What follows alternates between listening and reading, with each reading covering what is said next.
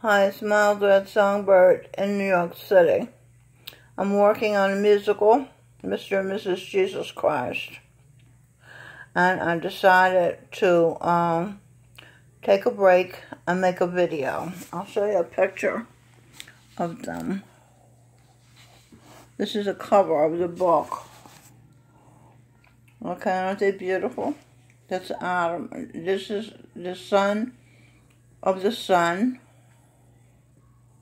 And this is Jesus Christ going to sing. And this is a daughter of the Son.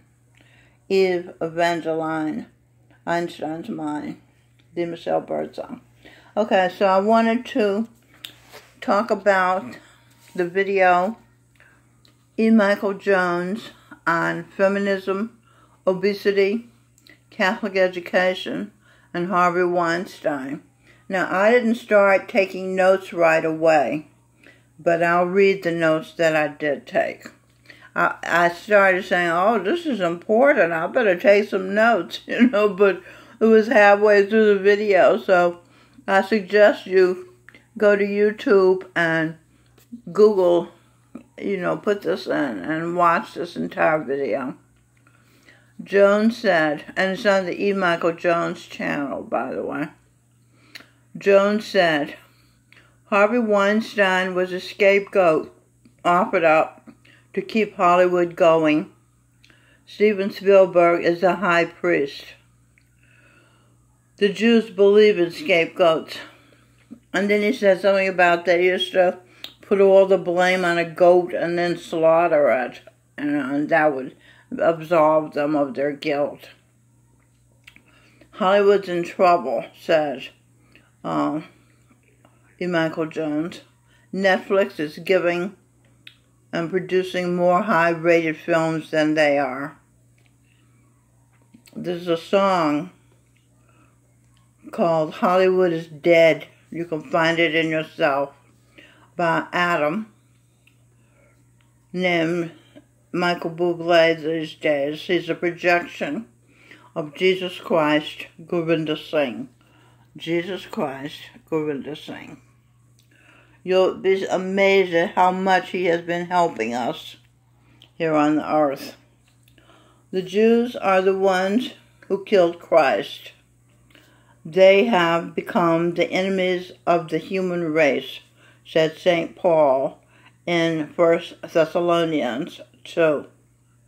Song, O Mary, Don't You Weep.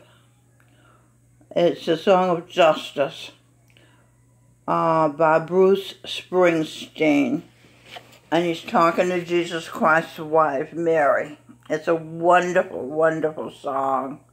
It's kind of homespun, and I like that because it has real emotion in it, real feeling in it. It's not so polished that all the feeling's been wiped away. And St. Peter said to the Jews when he went to Jerusalem, he said to the Jews, you killed Christ, but you still have a chance.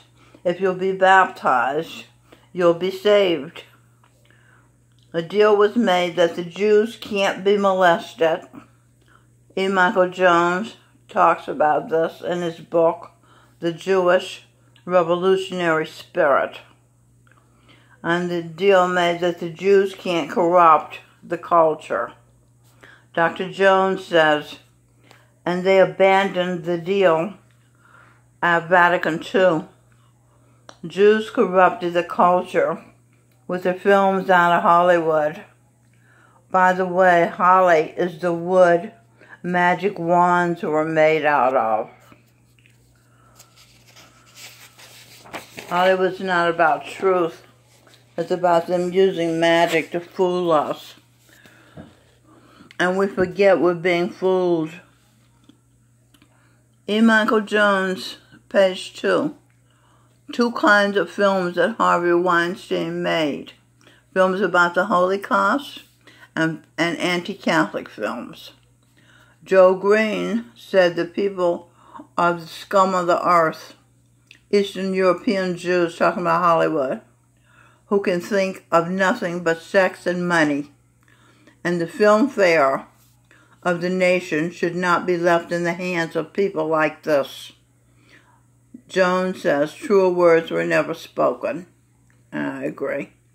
The immigrants brought with them the contempt they hold for the host country, for the Christians.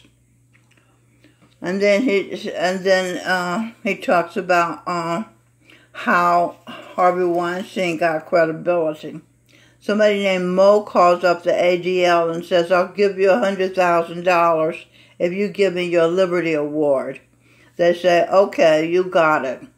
So Harvey Weinstein calls up somebody, I couldn't even pronounce his name, center, and says, "I'll give you $100,000 if you give me your humanitarian award." Done, Harvey. And so they gave him that award in 2015. This is Jones telling us this. The rabbi was at a loss as to why they gave Harvey Weinstein the award now that it's become public what kind of person Harvey Weinstein was. And you said Jones gave him the award. Jones said you gave him the award because he was being a good Jew. When he got the award, he said, "We got to go out and kick the anti-Semites' asses. This guy has a license to go after people like me," says Jones, "because he doesn't like what I'm saying." Who gave him the license? Rabbi Martin gave him the license. I'm not sure that's the right name. That's what it sounded like. So he gave him the license. What does a good Jew do? He hates people. The article was in First Things, the Neocon magazine. That rabbi said hate is a Jewish virtue. What's another Jewish virtue? Getting back to our beginnings. Storching the shitchka. I can't hardly say that phrase, but I think it means fucking the Gentile woman, sleeping with the Christian. Reading the novels of Philip Roth, if you can stomach them. Jones said, "Don't take my word for it. Read the novels of Philip Roth, if you can stomach them." Patting each other back behind closed doors for storching the shishka, because it's fun, and it's also an expression of hatred for the goyim. I think that's the Christians, which is also a Jewish virtue. Interviewer says, Portnoy's complaint inspired Woody Allen's Annie Hall. Ross said he'd like to kill these girls going to church. They might be Himmler's daughters. Jones said, "This is sick." Eve notes, "I'm so glad Christ taught us not to hate our enemies. I think we're best being dispassionate about our enemies these days, being indifferent to them. Passion attaches, makes you have to deal with them. Dispassion distances you from them." This is sick, said Jones, and yet Philip Roth is celebrated as a great novelist. If you did it, you'd be prosecuted or accused of hate crimes. Philip Roth, they give awards. You can't understand this whole thing unless you look at it through the lens of Jewish behavior and use the proper vocabulary, which is stomping the shishka. We need to put an end to this double standard. We can't have discourse like this. Guilt leads to shame. Ever since Adam and Eve, if you take your clothes off, you feel shame, said Jones.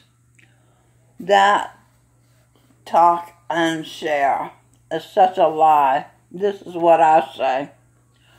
Adam didn't wear clothes. He was an ape. He was clothed in fur. Eve obviously didn't wear clothes.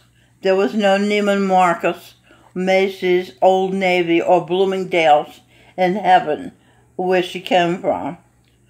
And there was none here on earth at that time.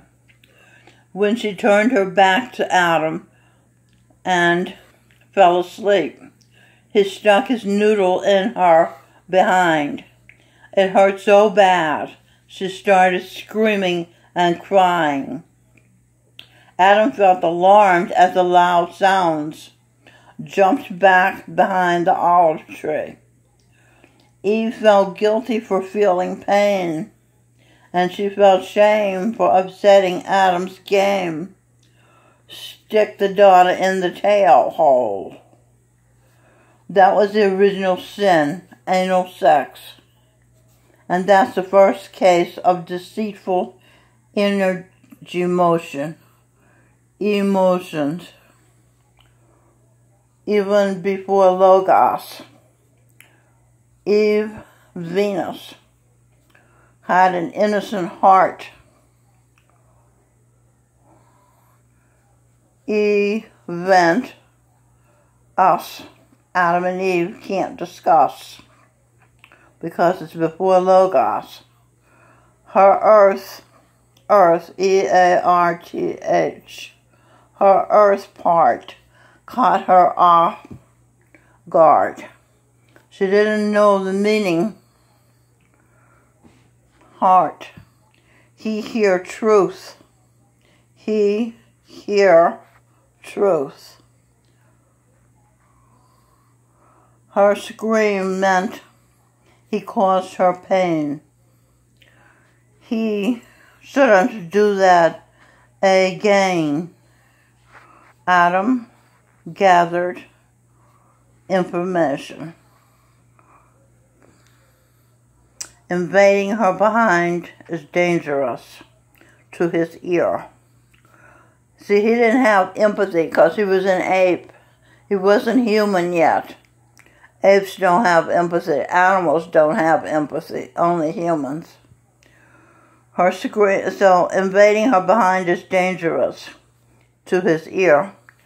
Her scream sound currents turned his reptilian brain back to the time of the dinosaur, when he had a little bitty brain and an oversized body. And many of his descendants have the unconscious reptilian brain, unable to use logos, logical reasoning, thinking.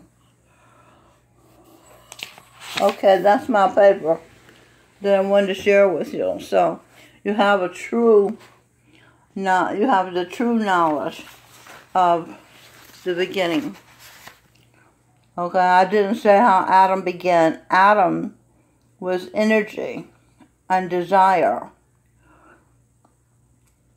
and that took form. His desire caused the energy to take form as a life form. That's how Adam began. It's Miles the Red Songbird in New York City. I hope you enjoyed this information. So long.